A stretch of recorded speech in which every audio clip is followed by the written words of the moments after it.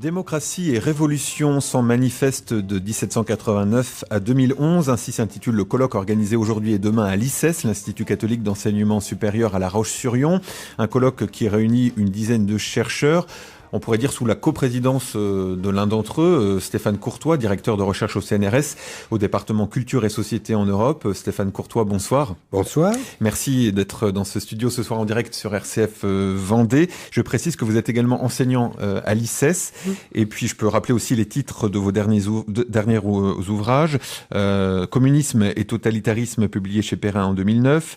Le bolchevisme à la française, édité en 2010 chez Fayard. Et puis un livre qui vient de sortir, un ouvrage collectif, Sortir du communisme, changer d'époque, publié aux presses universitaires de France.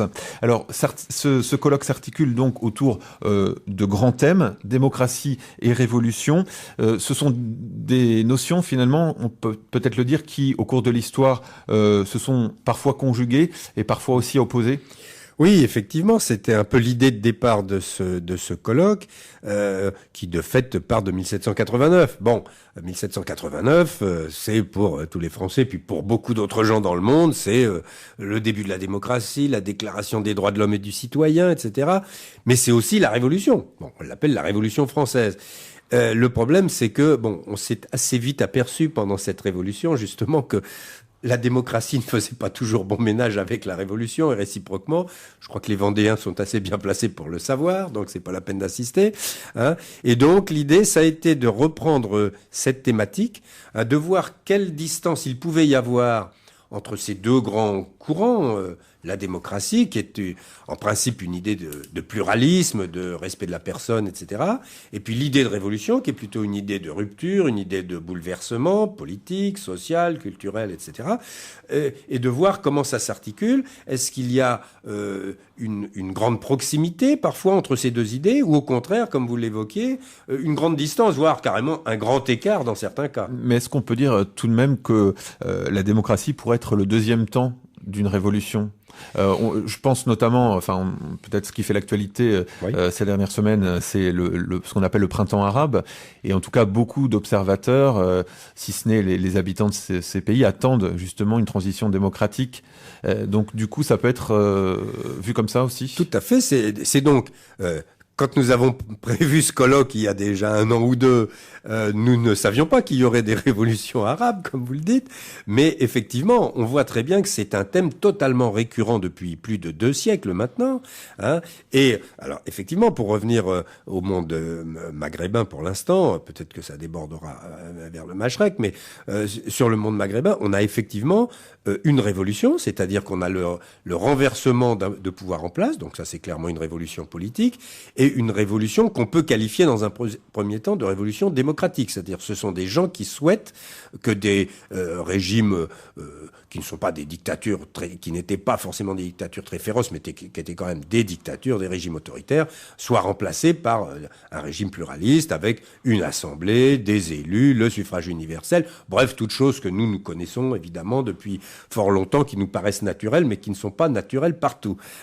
Et alors ce qui est intéressant, c'est que, on le voit sur le cas de la Tunisie, c'est que, au départ, c'est une révolution démocratique, c'est-à-dire le peuple s'exprime, et puis, à l'arrivée, il y a une petite surprise, c'est une révolution plutôt islamique. Oui, c'est ça. Ou islamiste. Mais on ne sait pas encore. Mais c'est arrivé dans d'autres pays, justement, que la révolution débouche sur le pouvoir de partis islamistes. Le cas de l'Iran est particulièrement symptomatique. On a voulu chasser le Shah d'Iran, un régime autoritaire, etc. Et on s'est retrouvé, les Iraniens se sont retrouvés avec un régime 100 fois pire, qui a fait 1000 fois plus de victimes que le Shah d'Iran. Donc voilà, c'est toute la question de voir que au gré des 2 siècles, depuis 1789, au gré des pays, au gré des circonstances, puisque on a eu la même chose en Russie.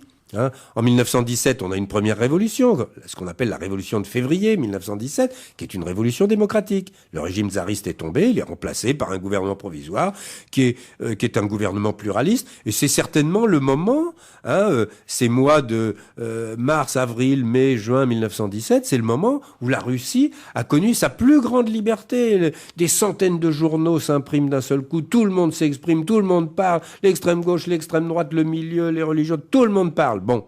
Et puis, malheureusement, il y a une deuxième révolution qui intervient. On l'appelle la révolution d'octobre, même si elle a lieu le 7 novembre. C'était le calendrier russe de l'époque.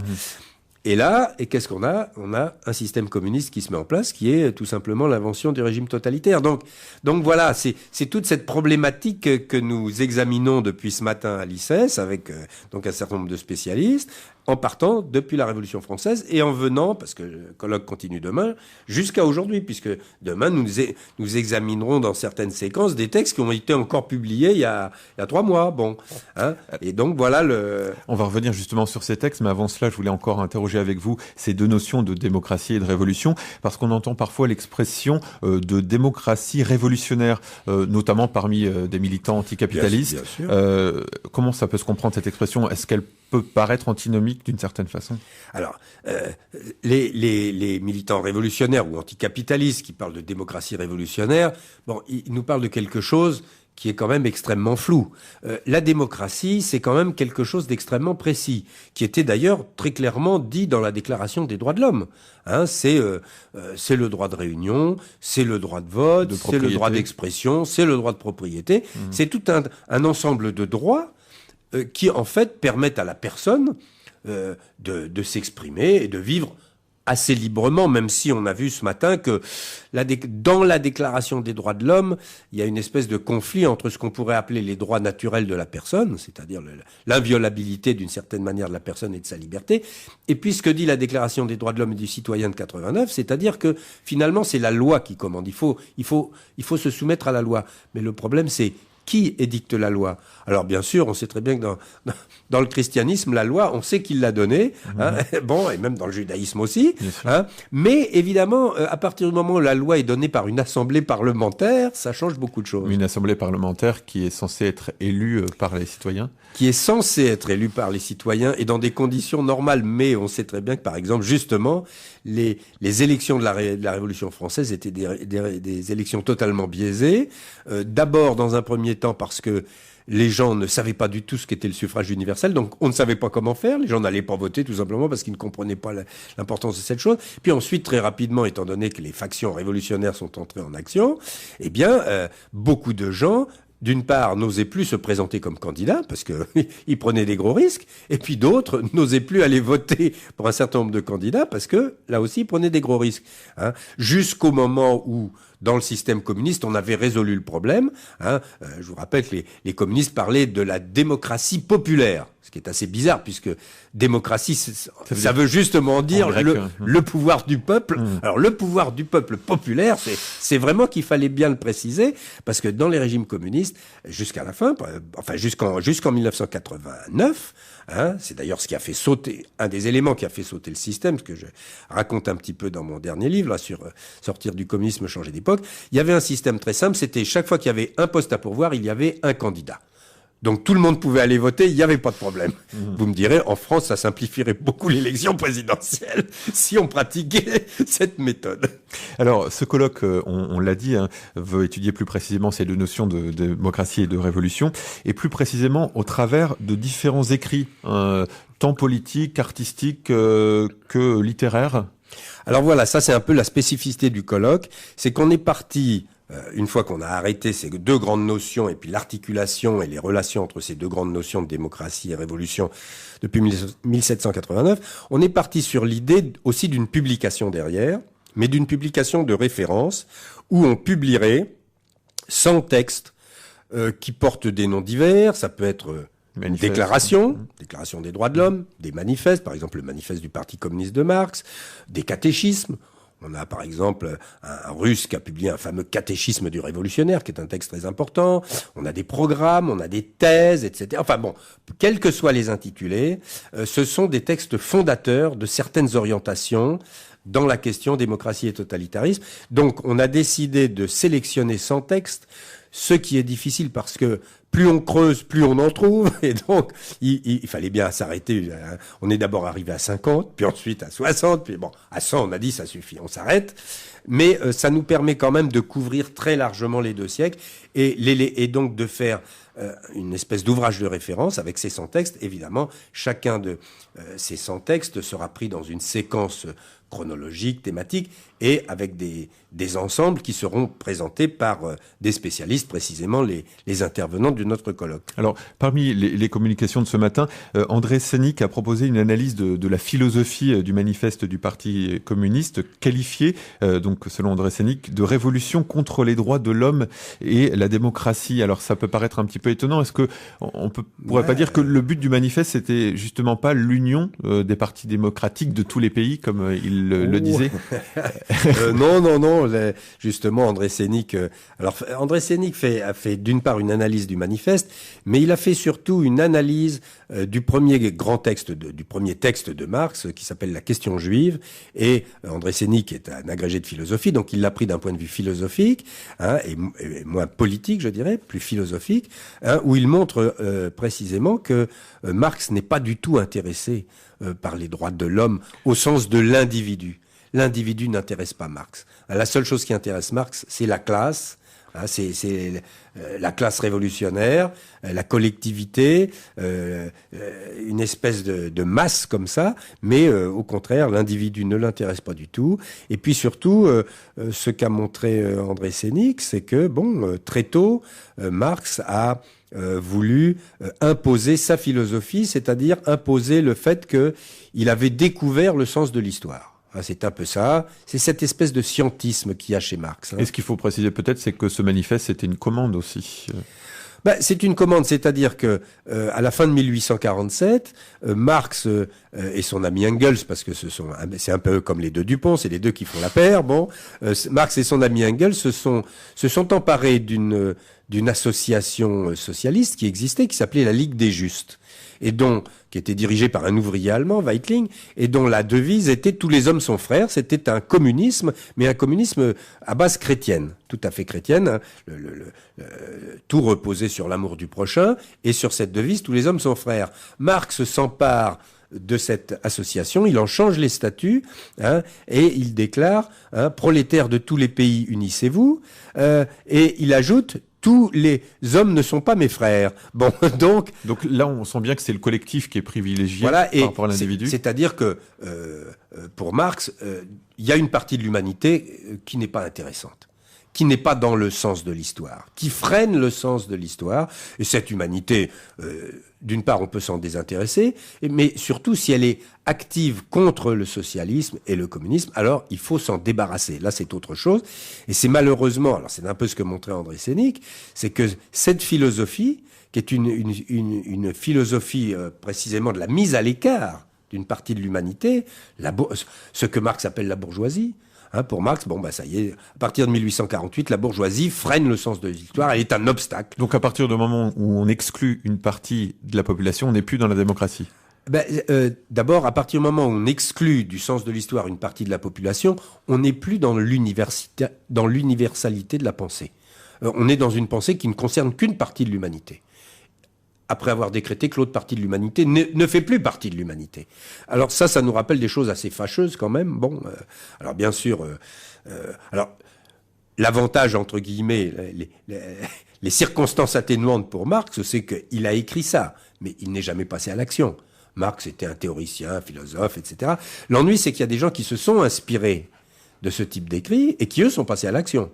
À commencer par Lénine, évidemment, en 1917, qui a effectivement, dès qu'il a pris le pouvoir, il a décrété qu'un certain nombre de gens n'avaient plus la qualité de citoyens, puis qu'un certain nombre de gens étaient des contre-révolutionnaires qui devaient tout simplement être fusillés, etc. Donc, et ça a pris de très grandes proportions dans certaines expériences communistes, comme par exemple au Cambodge avec Pol Pot. Mais l'ennui, c'est que ça a continué à essaimer vers l'autre bord, c'est-à-dire qu'on sait très bien qu'Adolf Hitler avait lui aussi, à partir d'un certain moment, décrété qu'il y avait une partie de la population allemande qui ne faisait plus partie de l'humanité. On en parlera justement dans la deuxième partie de cette émission, si on a le temps, bien sûr. Je vous propose de marquer une pause musicale tout de suite. Stéphane Courtois, chercheur au CNRS spécialiste de l'histoire des régimes communistes et l'invité de RCF Vendée à l'occasion du colloque Démocratie et Révolution sans manifeste de 1789 à 2011 qui a lieu aujourd'hui et demain à l'ICES. J'avais une autre question à vous poser dans la suite de notre discussion, Stéphane Courtois. Je voulais parler avec vous du lien entre révolution et totalitarisme. On évoquait avant la pause musicale justement les conséquences que le communisme a pu avoir dans certains pays. Vous évoquiez notamment le Cambodge. La question qu'on peut se poser, c'est de savoir si finalement le totalitarisme ne serait pas irrémédiablement l'avenir des révolutions. Non, je ne crois pas. De ce point de vue-là, je ne crois pas, parce que une révolution, bon, c'est un moment où la société bouge. Bon, il y a une rupture, qu'elle soit politique, qu'elle soit sociale, qu'elle soit culturelle. On a eu par exemple une rupture culturelle en 1968. C'est assez clair. Bon, il y a toute une partie de la jeunesse qui ne supportait plus une société un peu autoritaire, un peu paternaliste, etc. Le général de Gaulle, hein. Bon, et donc il y a eu un soulèvement et avec des évolutions culturelle, évolution des mœurs très importante, qu'on apprécie ou pas, ça c'est une autre affaire. Mais bon, mais ceci dit, tout ça s'est passé de manière pacifique. Il y a des gens qui sont allés dans ce sens-là, il y a d'autres gens qui l'ont refusé, etc. Bon, et la société évolue comme ça. Même sur le plan démocratique, il y a eu une révolution aux États-Unis. En 1776 et à la fin du XVIIIe siècle, mais ma foi, les États-Unis ont quand même, avec tous les défauts, il ne s'agit pas de mythifier la démocratie, mais enfin, c'est quand même, hein, comme disait Churchill, c'est le pire des régimes à l'exclusion de tous les autres. Hein, parce que bon, il suffit d'aller faire un petit tour dans un régime autoritaire, voire dans un régime totalitaire, pour se dire, après tout, on n'est pas mal du tout en démocratie. Hein. Donc non, je crois pas qu'il y ait d'opposition automatique et systématique et que ça mène automatiquement au totalitarisme. Le problème, c'est que avec l'invention du totalitarisme par Lénine au début du XXe siècle, et puis surtout le passage à l'acte, c'est-à-dire la prise du pouvoir dans un des plus grands pays du monde, alors là, ça a pesé évidemment considérablement. Et c'est vrai qu'après 1917, énormément de révolutions, qu'elles soient d'extrême gauche ou d'extrême droite, ont été placées sous le signe du totalitarisme. Pourquoi ? Parce que tous ces leaders révolutionnaires ont considéré que ce modèle totalitaire était formidablement efficace, d'abord pour s'emparer du pouvoir, puis ensuite pour le conserver, puis ensuite pour écraser les gens qui n'étaient pas d'accord. Hein, donc, c'est un peu ça le problème. Alors, il y a quand même une chance, c'est que le nazisme et le fascisme ont été écrasés en 1945, bon, premier point, et le communisme s'est effondré en 89-91. Donc, c'est vrai que le modèle totalitaire, entre guillemets, il a pris un peu du plomb dans l'aile, si je puis dire. Mais enfin, on voit très bien que du côté islamique, il y a quand même des tentations très fortes là aussi. Hein. Alors, ce midi, vous avez proposé une conférence en faisant le parcours historique des révolutionnaires russes jusqu'à la révolution léniniste. Des révolutionnaires russes à la révolution léniniste, je vais y arriver, sur la période 1869-1960. Alors pourquoi d'abord ce choix des bornes historiques? D'abord 1869, quand on pense révolution russe, vous l'avez évoqué tout à l'heure, on pense à 1917. Là, vous avez voulu parler de ces révolutionnaires artisans, en tout cas de cette révolution, Bakounine, etc. Oui, en fait, c'était pour faire un contraste avec la communication précédente de Jean-Pierre Descottes, qui parlait du socialisme et du communisme français pendant toute la fin du 19e siècle et jusqu'en 1914, et qui montrait que finalement, tous ces courants révolutionnaires s'étaient totalement acculturés à la démocratie. Tous ces gens-là avaient fini par accepter le suffrage universel, à se faire élire, Jean Jaurès, etc. Tous ces gens-là étaient des grands députés, et il y avait des partis, il y avait des journaux, ils participaient à la vie démocratique. Bon, et on pouvait penser que le courant révolutionnaire allait finalement se généraliser de ce côté-là. Et puis d'un seul coup, il y a eu un accident historique qui a été la Russie. C'est-à-dire qu'en Russie, il y a eu un mouvement révolutionnaire qui était extrêmement violent, qui était terroriste dès les années 1860-70, et qui, vers 1898-1900, a commencé à rebasculer du côté démocratique, sur le modèle de tout le courant socialiste européen. Et puis d'un seul coup, c'est l'histoire. Hein. On nous bassine toujours avec les structures en histoire, les structures économiques, etc. Mais l'histoire, c'est d'abord les événements et puis les hommes. Et il y a un homme qui arrive sur la scène de l'histoire, c'est Lénine, et qui change tout. d'un seul coup. Alors, il nous reste simplement 2 minutes dans cette émission. Peut-être une dernière question. Cet après-midi, des contributions de différents chercheurs ont été proposées, notamment celle de Patrick Moreau. Je cite sa contribution, oui. L'Allemagne entre révolution nationale socialiste et révolution communiste. Alors, dans la préface du livre noir du communisme, vous opériez une comparaison entre ces deux mouvements, parallèles d'ailleurs que certains vous ont reproché. Est-ce que vous êtes d'accord déjà avec le terme de révolution appliqué au nazisme ? Ah oui, tout à fait. Les nazis sont des gens qui ont clairement l'intention d'abord de fiche en l'air, de détruire le système politique existant, qui est une république démocratique, de le remplacer par une dictature, et puis de refonder la société allemande.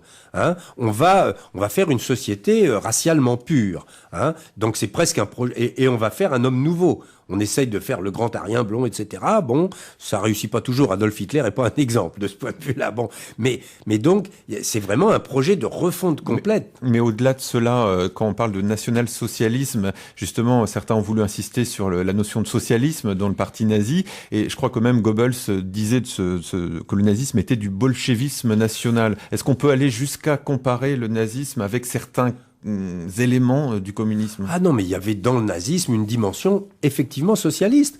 Et je dirais même socialiste, mais uniquement à l'avantage du peuple allemand et de l'ouvrier allemand. Hein. C'est un socialisme qui reposait sur le pillage général de toute l'Europe. Hein, et quand en 1943 la situation était mauvaise, hein, Goebbels justement est allé voir Hitler en lui disant bon, il faut peut-être commencer à rationner, préparer la population au rationnement, etc. Hitler dit il n'en est pas question. Hein, je préfère que tous les Polonais meurent, que tous les Français meurent, etc. Mais le peuple allemand ne manquera pas de beurre, etc. Bon, ça s'est pas passé comme ça.